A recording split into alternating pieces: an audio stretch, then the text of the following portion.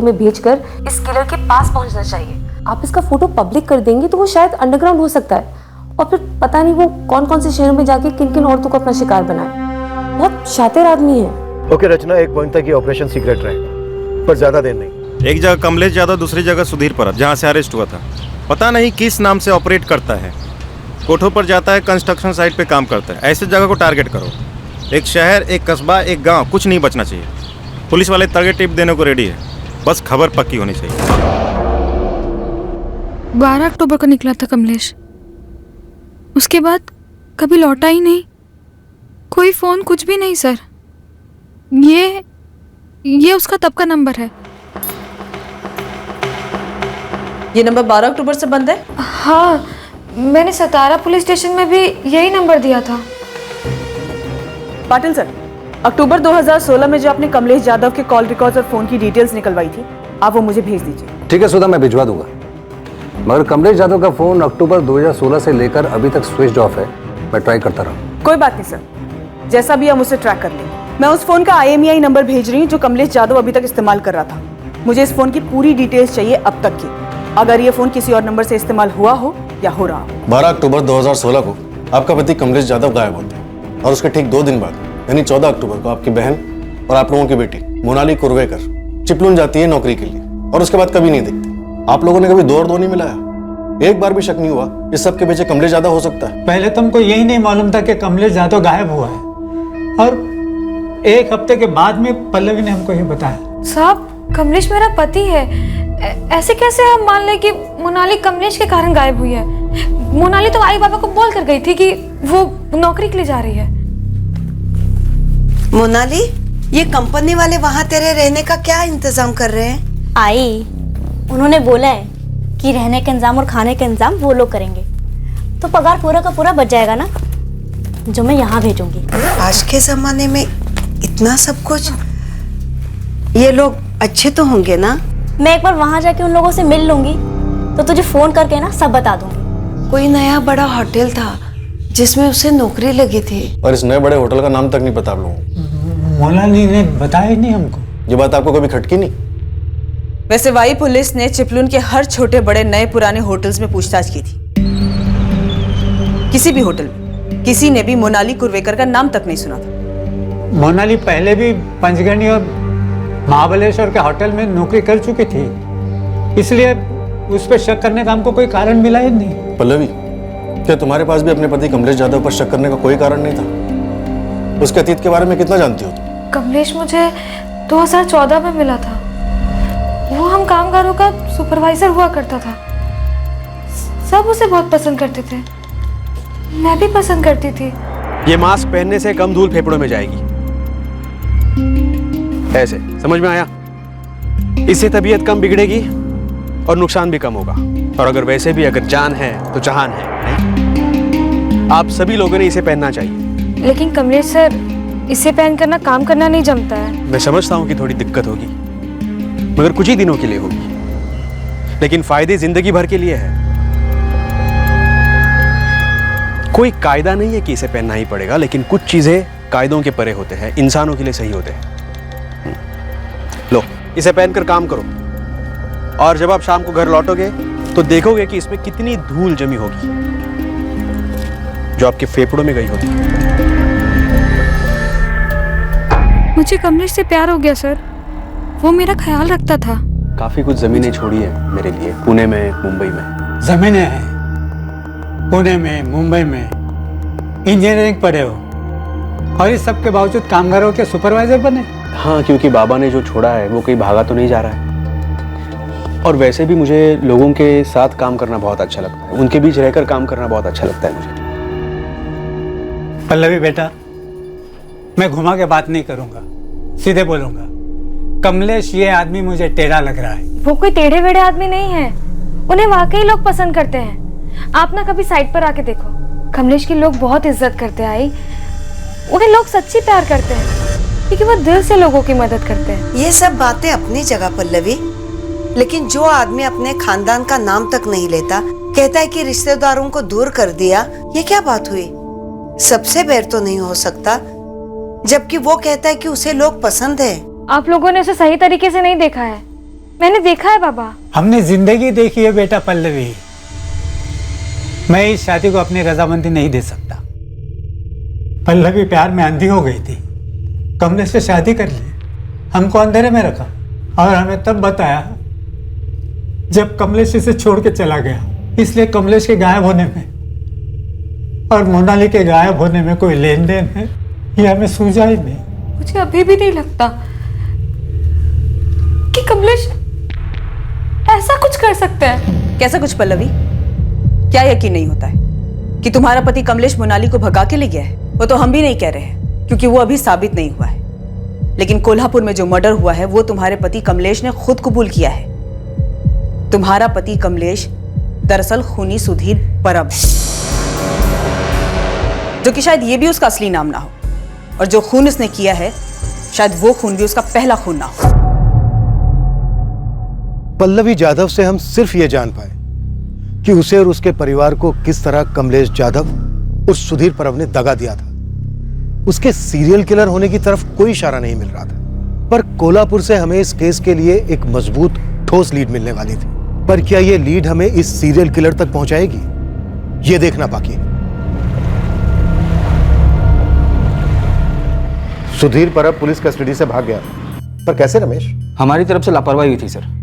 19 जून 2013 को कोल्हापुर के पास जंगलों में मैथिली खेड़ेकर की लाश मिली थी।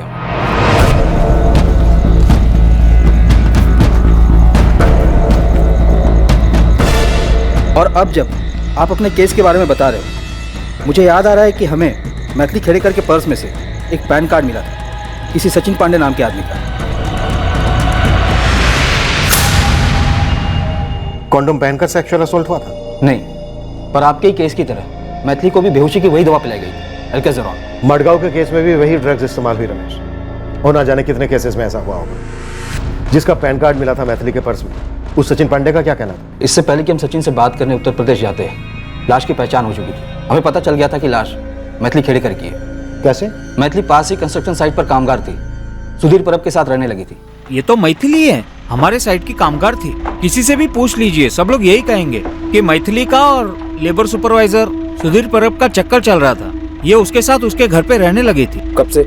यही कोई 4-6 महीने से। ये लेबर सुपरवाइजर सुधीर परब कहाँ है? 4-5 दिन पहले नौकरी छोड़कर चला गया। उसका कोई पता वता नंबर कहीं लिखा है? हाँ जी बिल्कुल है ना, 2 मिनट दीजिए। मतलब सुधीर परब आसानी से हाथ लग गया? हाँ, पर अब मुझे लग रहा है कि शायद उस दौरान सुधीर ने कत्ल करना शुरू नहीं किया था। शायद मैथिली उसकी पहली शिकार थी। पर उसने सचिन पांडे का पैन कार्ड तो छोड़ा था पीछे, इन्वेस्टिगेशन को भटकाने। और उस तक जाने की बजाय सीधे सुधीर परब को उसके घर से उठाने निकल पड़े रत्नागिरी। कत्ल के बाद सुधीर अपने घर में छुपा बैठा था।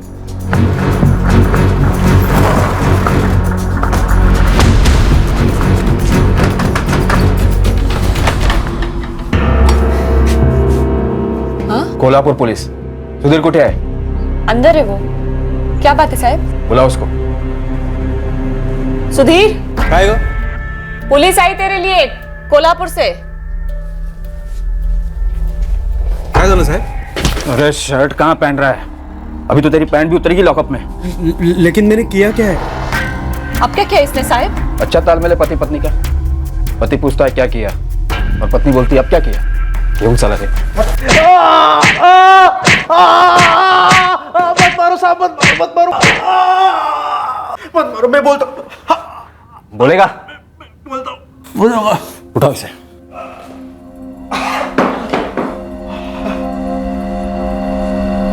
बोलता हूँ मैं बोलता हूँ। मैंने मैथिली को मारा। पहले पूरी कहानी बकेगा तू, फिर सोचेंगे मारे या ना मारे। बक गया था सर मैं। शादी करो शादी करो शादी करो, वही रिकॉर्ड बजाते रहती थी हमेशा। मुझे तो सिर्फ सोने से मतलब था। इतना ऊब गया मैं कि खलास कर दिया उसको।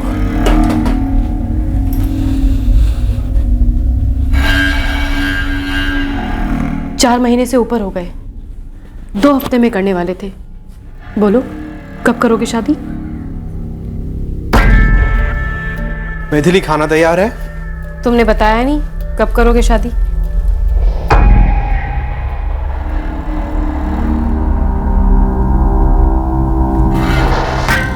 पहले ये बताओ शादी कब करेंगे हम? हाथ भी नहीं लगाने देती थी मुझे। शादी करो वही रिकॉर्ड बजाते रहती थी। फिर एक दिन मैं बोला उसे, रुक, आज ही करते हैं शादी। लेके गया मैं उसे तब जंगल में। हाँ,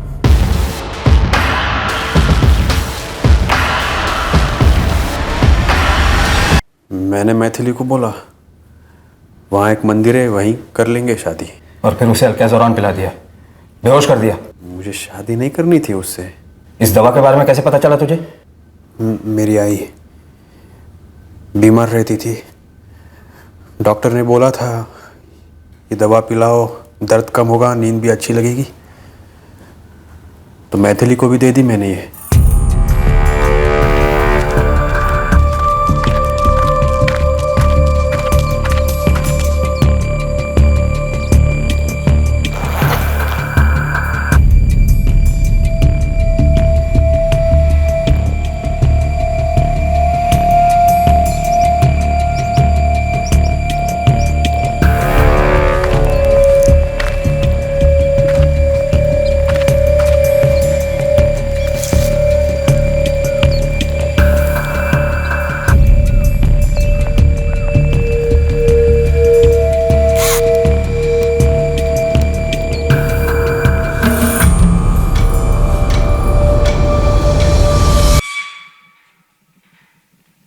हमने चार्जशीट फाइल कर दी।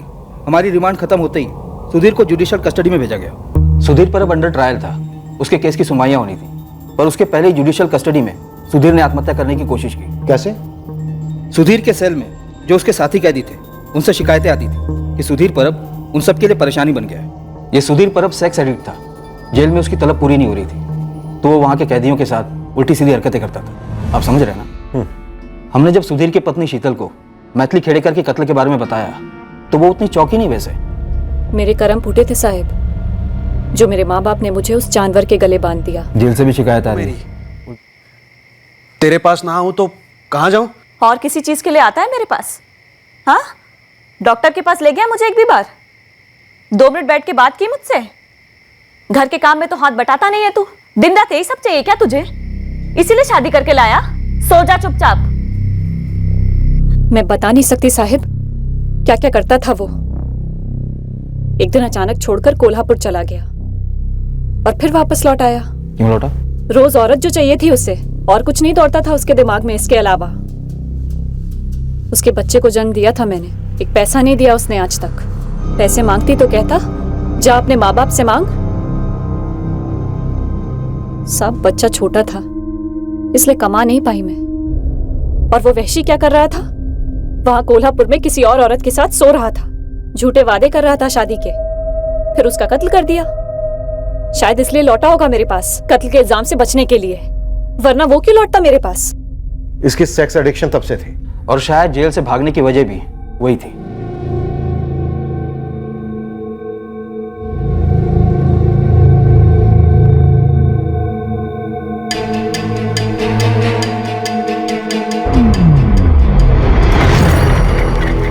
हाथ की नस काटी थी सुधीर ने, पर उसका मकसद खुदकुशी बिल्कुल नहीं था, यह हमें बाद में समझ में आया। हॉस्पिटल में पहले 2 दिन चुपचाप पड़ा रहा, तीसरी रात को हमारे कांस्टेबल कांबले को चकमा दे गया।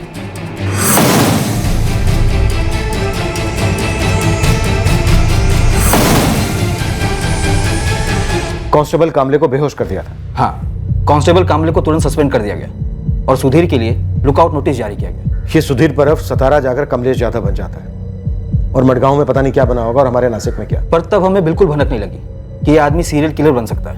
यही तो मार खाते हैं। ऑलरेडी एक मर्डर में फरार कातिल ऐसा जुर्म दोबारा कर सकता है, सोसाइटी के लिए कितना बड़ा खतरा बन सकता है। इस पॉसिबिलिटी को, इस गंभीरता को समझते ही नहीं। विनीत, तुम रत्नागिरी के लिए निकलो, इस सुधीर परब की पत्नी शीतल को ले आओ। अभी निकलता हूँ सर। सदा कमलेश यादव की साली मोनाली कुर्वेकर के केस पर काम कर रही है। शायद मोनाली का भी मर्डर हो गया। बिल्कुल हो सकता है। हमें जल्द से जल्द ये पता लगाना है कि ये सीरियल किलर इस वक्त कहाँ हो सकता है। मैडम, यहाँ मुंबई के कमाटीपुरा के कोठों पर भी ये कमलेश यादव उर्फ सुधीर परब बैठता था, और यहाँ भी सेम नौटंकी, बार बार हाथ धोना और मधु मधु करना। पर क्या ये पता चला कि वो इस वक्त कहाँ है? कोई लीड मिली? मैडम कंस्ट्रक्शन साइट थोक के भाव से है। मैंने अपने कई बंदों को एक एक साइट पे भेजा है। वैसे एक बात थी मैडम। हाँ बोल। पूरे चांसेस हैं कि मुंबई में भी इसने ऐसे ही रेप और मर्डर किए हों। तो एक बार इसके डिटेल्स को मुंबई के थानों में घुमवाइए। वो हम कर चुके हैं, तू अपना काम कर। हमें कोई लीड चाहिए कि वो इस वक्त कहाँ हो सकता है। आई सजेस्ट कि आप अपनी सर्च पुणे पे फोकस कीजिए। तुम उसकी सोच को ट्रैक कर रहे हो? हाँ, एक हद तक कि वो क्या सोच रहा होगा कि आप उसको कैसे ट्रैक करोगे। अगर हम उसका पैटर्न फॉलो करें तो वो कंस्ट्रक्शन साइट पे काम करता है। वो जानता है कि शायद आप उसको ढूंढ रहे हो, तो इसीलिए नासिक में मर्डर के बाद वो नासिक तो नहीं जाएगा, ना ही वो कोल्हापुर, सतारा या फिर गोवा जाएगा। चिपळूण तो वो बिल्कुल नहीं जाएगा। और नागपुर में मनोज महात्रे का वॉलेट चुराने के बाद वो नागपुर भी नहीं जाएगा। पुणे, यहाँ पर कंस्ट्रक्शन फुल स्विंग में है, इसलिए चांसेस है कि वो पुणे जा सकते। गुरु खबरी को पुणे भेजो। उससे कहो कि वो वहां की अपनी टीम से कांटेक्ट करें। पुणे की क्राइम ब्रांच यूनिट 3 के अनुज भोसले से बात करो। पुणे की हर कंस्ट्रक्शन साइट स्कैन करो, पर चुपचाप। Okay sir.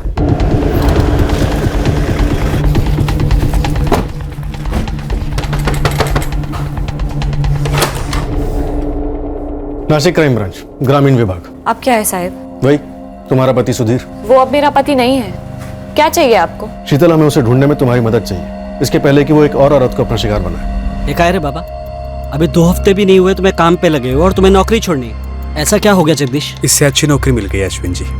जगदीश, ये नौकरी भी तो काफी अच्छी है। इसके लिए मुझे अपने सेठ लोगों से बात करनी पड़ी, उन्हें मनाना पड़ा, और अब तो वो लोग भी तुम्हारे काम से बहुत खुश हैं। मैं नई नौकरी में ज्यादा खुश रहूंगा अश्विन जी। आज मेरा आखिरी दिन है, कल से नहीं आऊंगा। और 2 हफ्ते की जो तनख्वाह बनती है हक से दे देना, खुशी होगी।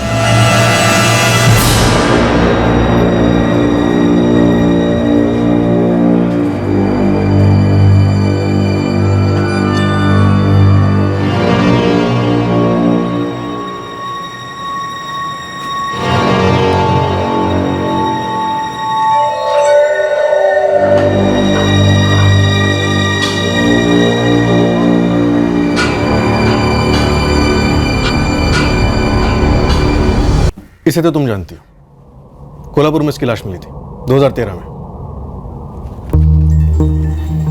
गोवा मडगांव 2014। इस औरत की अभी तक पहचान नहीं हो पाई है। ये मोनाली कुरवेकर, चिपळूण से गायब हुई। इसकी बड़ी बहन पल्लवी से शादी की सुधीर ने, कमलेश जाधव बन के, सतारा में। पहले वो गायब हुआ, उसके 2 दिन के बाद मोनाली गायब हुई। हमें शक है सुधीर ने उसके साथ कुछ किया होगा, लेकिन हमारे पास कोई ठोस सबूत नहीं है। मैं सुधीर को कभी पहचान नहीं पाई साहब। उस लीचड़ आदमी के साथ मेरा सिर्फ इतना ताल्लुक था कि मैं बदकिस्मती से उसकी पत्नी थी, और यही मेरी सबसे बड़ी गलती थी। जब पुलिस उसे पकड़ कर ले गई, उसके बाद मैं उससे कभी नहीं मिली। जब वो जेल से भाग गया, पुलिस आई थी पूछताछ करने, तब भी मैंने यही कहा था, और आज भी मैं यही कह रही हूँ साहब कि मैं सुधीर के बारे में कुछ नहीं जानती, सच में। शीतल, अगर सुधीर के बारे में कोई कुछ जानता है और बता सकता है तो वो सिर्फ तुम हो। सुधीर की माँ यहाँ रहती थी, जो 2012 में गुजर गई। उससे ज्यादा और कुछ नहीं जानती मैं। हम उसे पुणे में ढूंढ रहे हैं। वहां उसका कोई दोस्त या रिश्तेदार हो सकता है, कोई अंदाजा है तुम्हें? मैं क्या अंदाजा लगाऊं साहिब, सुधीर को कभी मैं पहचान ही नहीं पाई। बस इतना जानती थी कि उस आदमी में हवस भरी पड़ी थी, लेकिन वो इतनी औरतों का खून कर देगा, ये कभी नहीं सोचा था मैंने। हाँ, भगवान से इस बात का शुक्रिया अदा करती हूँ कि उसने मुझे नहीं मार डाला। किसी मधु को जानती हो तुम? मधु? मधु? कौन मधु? मैं तो पहले दिन से बोल रहा था, इस कमलेश पर भरोसा नहीं किया जा सकता। शुक्र है पल्लवी, उसने तुझे छोड़ दिया। कहीं हमारी मोनाली उसके चुंगल में तो नहीं फंसी। इस आदमी की मानसिक कंडीशन की सच्चाई क्या है? ये कुछ औरतों को मारता है और कुछ औरतों को छोड़ देता है, लेकिन ये जिन औरतों को मारता है, क्यों मारता है, ये मुझे जानना है, समझना है और उससे पूछना है आमने सामने बैठकर। पर मेरी स्टडी कहती है कि ये सिर्फ उन औरतों को मारता होगा जो इसके सामने सरेंडर नहीं करती। इसलिए इसने अपनी दूसरी पत्नी पल्लवी को नहीं मारा, जिससे इसने कमलेश जाधव बनकर शादी की थी। पर इसने मैथिली खेड़ेकर को भी मार डाला, जो अपनी मर्जी से इसके साथ रह रही थी। हाँ, लेकिन शादी के लिए भी प्रेशर डाल रही थी ना। इस आदमी को किसी रिश्ते में बंधना पसंद नहीं है। मैथिली को भी किसी बहाने से, शादी के बहाने से जंगल लेकर गया होगा और फिर मार दिया होगा। और एक गोवा वाले केस में और ये आपके नासिक वाले केस में, इसमें भी यही हुआ होगा या फिर कुछ और। ये तो वही बताएगा इन दोनों केसेस में क्या हुआ। पूरा पुणे खंगाला जा रहा है उसकी तलाश में। सब पूरे चांसेस हैं कि आपको मोनाली की लाश वई और चिपलुन के बीच में मिलेगी।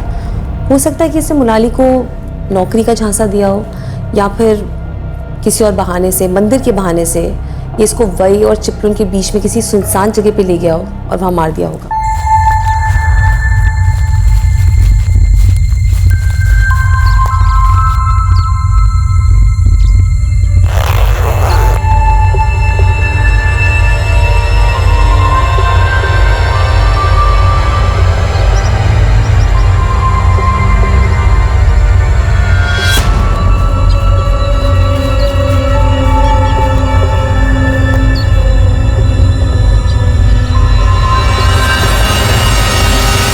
उसके अब तक के सारे मर्डर्स में एक सिर्फ मैथिली है जिसको उसने मारने से पहले सेक्सुअली असॉल्ट नहीं किया, और मैथिली को मारने का रीजन ये था कि वो उसके साथ किसी बंधन में बंधना नहीं चाहता था। वो कोई इमोशनल रिलेशन नहीं चाहता। एक बार उसकी फिजिकल नीड पूरी हो जाती है, उसके बाद वो औरत उसके लिए मायने खो देती है। वो औरत को जैसे एक जीतने वाली चीज समझता है, और एक बार जीत हासिल हो गई उसके बाद वो आगे बढ़ना पसंद करता है, जैसे कि पल्लवी के साथ हुआ। पल्लवी उसको बहुत आसानी से मिल गई, लेकिन हो सकता है कि पल्लवी की बहन मोनाली, वो शायद उसके लिए एक चैलेंज हो, एक चुनौती। तो पल्लवी और उसके परिवार को कभी पता ही नहीं लगा होगा कि सुधीर उर्फ कमलेश उनकी बेटी मोनाली पर घात लगाए हुए था।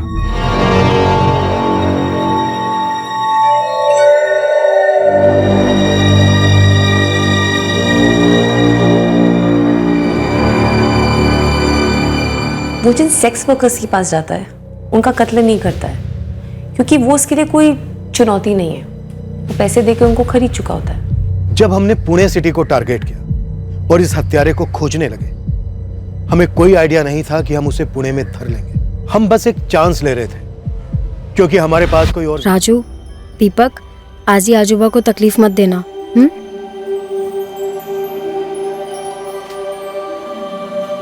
पहुंच के फोन करूंगी बाबा। बेटा संभल के जाना है।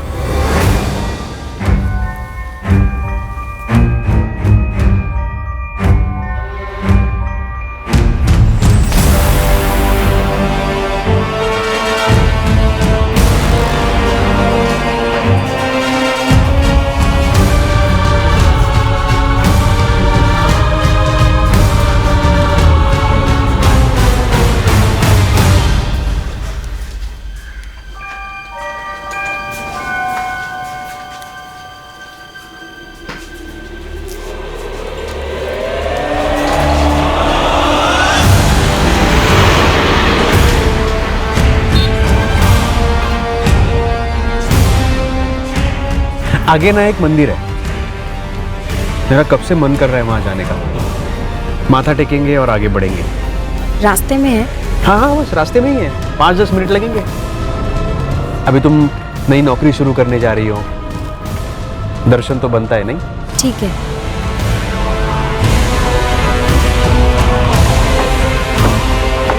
The number you have called is currently switched off. भाई, ये आदमी जगदीश माने के नाम पर यहाँ लेबर सुपरवाइजर के तौर पे काम करता था। परसों ही नौकरी छोड़ी है इसने, और उसका फोन भी स्विच ऑफ आ रहा है। क्या हुआ? किया क्या जगदीश ने? बहुत बड़ा कांड किया, सनकी है बंदा। मुझे भी लगा था ऐसा। क्या कहाँ रहता था? चकभूषण टेकरी के पास घर है इसका। चल चल चल, चल। रुक रुक रुक रुक। भाऊ, ये बंदा परसों काम छोड़ कर गया। इसके साथ कोई औरत भी काम छोड़ी क्या? हाँ, एक औरत थी जो पिछले 8 महीने से यहाँ काम कर रही थी। कल ही अपना हिसाब करके निकल गई। नाम नंबर? तेजस्विनी महाडिक। नंबर मेरे रजिस्टर में है।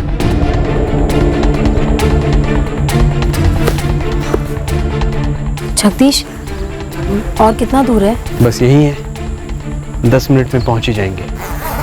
तब तक ये ठंडा पी लो।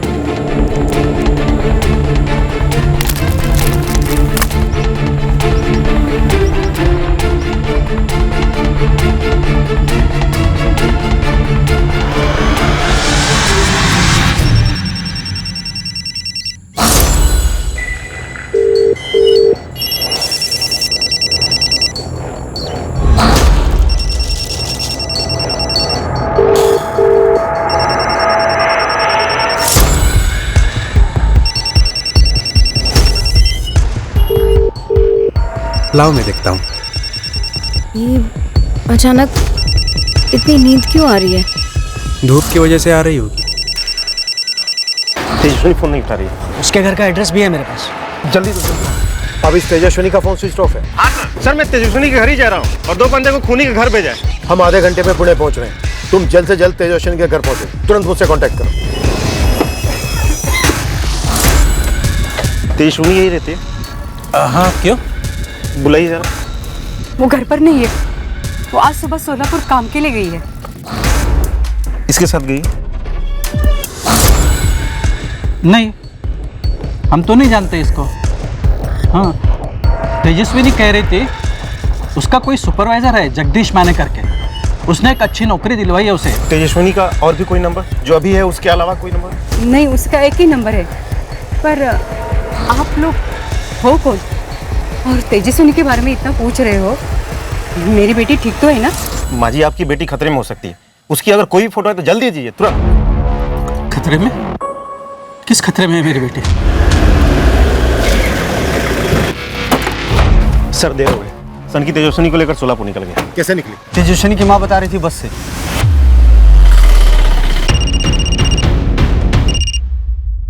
बोलिए मिलन सर। अरुण, तेजस्विनी बस से निकली है सोलापुर के लिए उस आदमी के साथ। प्राइवेट बस या एसटी बस?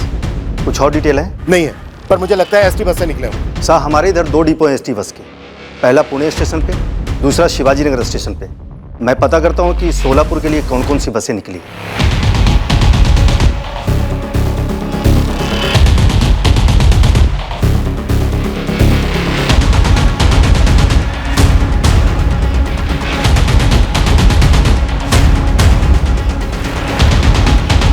इस वक्त हमारा मुकाबला समय से था और हम काफी पीछे चल रहे थे। हमारा मुजरिम हमसे जितने करीब था उतना ही दूर भी था।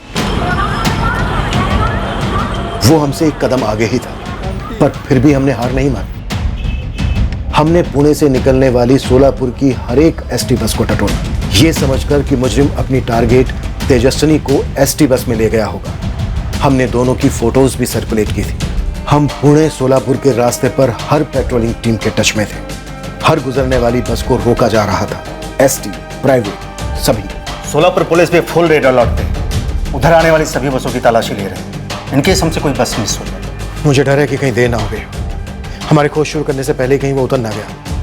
कत्ल की लोकेशन ज्यादातर सुनसान इलाके रहे हैं, जिनका मुआयना वो पहले ही करा था। फिर भी लगे रहते हैं। कम से कम हमें इतना तो मालूम है कि वो इन 2 शहरों के बीच में है। हम उस तनकी को पकड़ लेंगे सर। उम्मीद यही है कि वो तेजस्विनी के साथ कुछ करे, उसके पहले ही हम उसे थक पाए। दिन के आखिर में कई बसों की स्कैनिंग के बाद आखिरकार हमें हमारी मंजिल नजर आने लगी। तीर निशाने पर लगने को।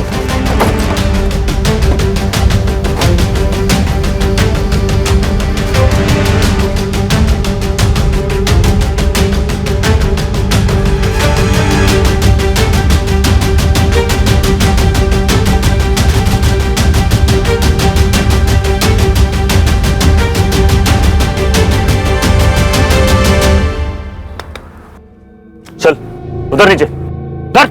हमने हमारे संदिग्ध सुधीर परब उर्फ जगदीश माने को धर लिया था और तेजस्विनी उसके साथ नहीं थी। सर, बार बार पूछा पर कुछ नहीं बोला। सर, जबान पे ताला लगा है। तोड़े ताला सर। अभी तक तेजस्विनी का पता नहीं चला। अभी नहीं। इंस्पेक्टर, मैं सजेस्ट करूंगी कि आप सुधीर पर 3rd डिग्री इस्तेमाल ना करें। इतने मर्डर किए उसने, उसके दिमाग में पता नहीं क्या कुछ चल रहा होगा और हो सकता है कि अगर आप उस पर 3rd डिग्री इस्तेमाल करेंगे तो वो एकदम खामोश हो जाए। हमने उसकी दोनों पत्नियों को भी बुलाया, शीतल और पल्लवी। वो उन्हें भी कोई रिस्पॉन्स नहीं दे रहा है। शायद वो इससे रिस्पॉन्ड नहीं करेगा। इंस्पेक्टर, आप मेरे वहाँ आने तक का वेट कर सकते हैं, मैं उससे बात करूँगी। ओके, लेकिन जल्दी आना।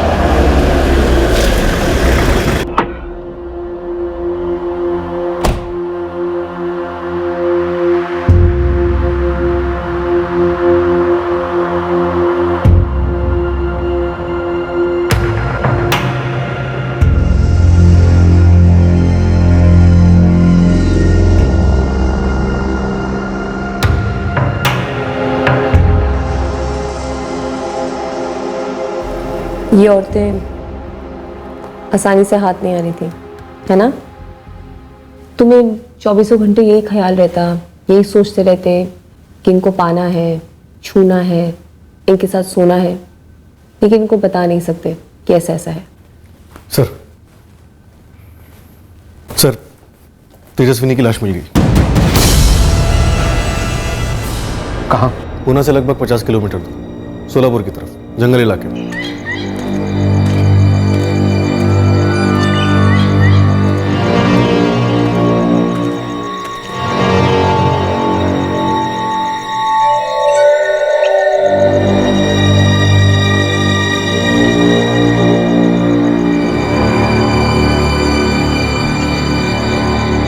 बिल्कुल उसी कंडीशन में मिली है लाश, और तेजस्विनी के पर्स से मुंबई के किसी हरीश जागीरदार। सुधीर, एक खबर है तुम्हारे लिए। मधु आई है तुमसे मिलने।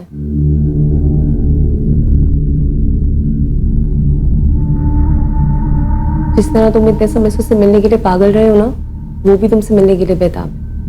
आखिरकार हमने उसे कांटेक्ट कर लिया। मिलोगी नहीं उससे? कहाँ है मधु? बाहर खड़ी है, बुलाऊं अंदर? जरूर बुलाऊंगी, लेकिन उससे पहले मेरी मदद कर दो। इन दो औरतों के नाम और पता बता दो। तुम इन दोनों औरतों को मधु मान बैठे थे ना? ये संगीता है, संगीता आचरेकर। कहाँ काम करती थी? मडगांव के आसपास? नहीं, बेलगांव से थी।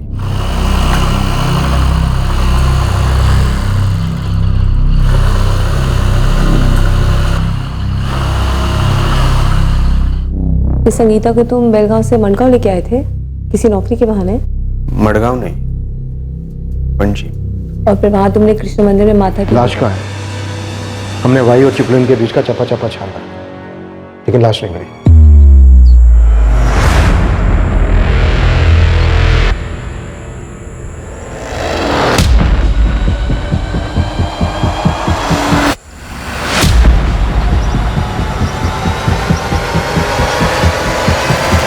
मोनाली मानी कैसे? पंचगनी में उसे सिर्फ 5,000 मिल रहे थे।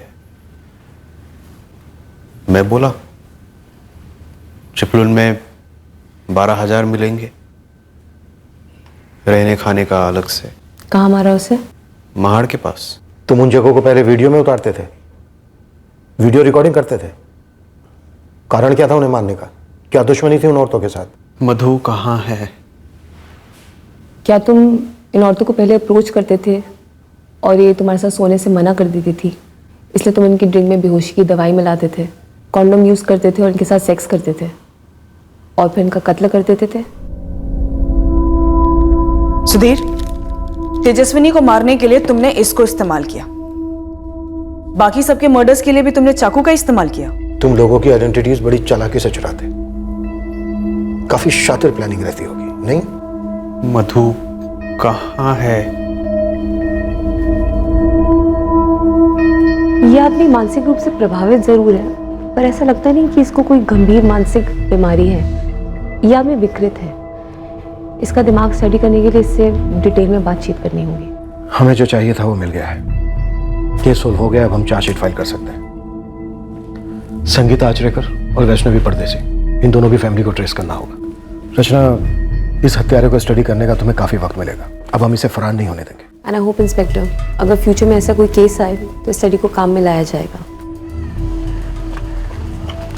पल्लवी को गहरा सदमा बैठा उसके पति की हकीकत जानकर।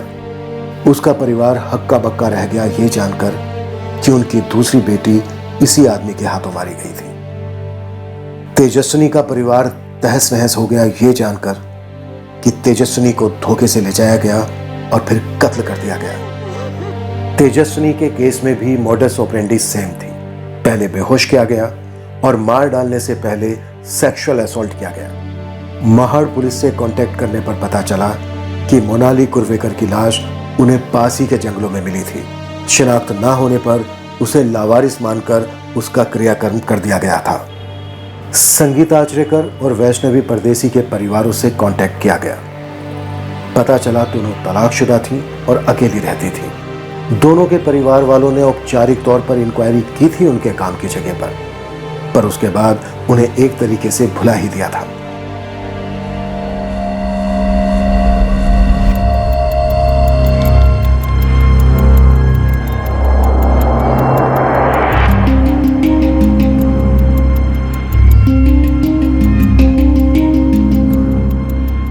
सुधीर, मधु कौन है? हमें अब तक नहीं मालूम मधु कौन है, जिसके बारे में विजय बार बार जिक्र करता रहता है। संगीता आचरेकर के लिए वो पीटर गोम्स बना, पल्लवी और उसके परिवार के लिए वो कमलेश जाधव बना, सूरत की वैष्णवी परदेसी के लिए वो विजय शिंदे था, तेजस्विनी उसे जगदीश माने के नाम से जानती थी, शीतल और मैथिली खेड़ेकर के लिए वो सुधीर परब था। साइकेट्रिक एग्जामिनेशन के बाद डॉक्टर्स इस नतीजे पर पहुंचे कि इस आदमी को कोई मनोवैज्ञानिक बीमारी नहीं थी। ये मानसिक रूप से काफी सक्षम था अपने गुनाहों को प्लान कर अंजाम देने के लिए।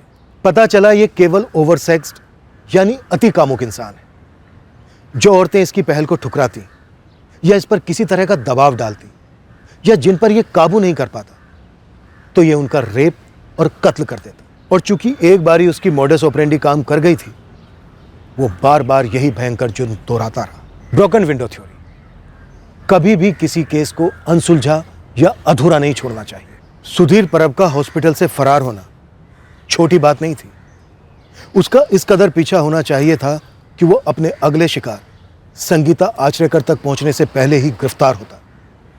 संगीता का केस अनसुलझा रहा, मोनाली का केस अनसुलझा रहा, कमलेश जाधव का गायब होना भी पूरे जोश के साथ इन्वेस्टिगेट किया जाना चाहिए था। शायद वैष्णवी परदेसी का केस होता ही नहीं, तेजस्विनी का केस तो होना ही नहीं चाहिए था। अब हम पूरी ताकत से लड़ेंगे सुधीर परब को कड़ी से कड़ी सजा दिलवाने के लिए।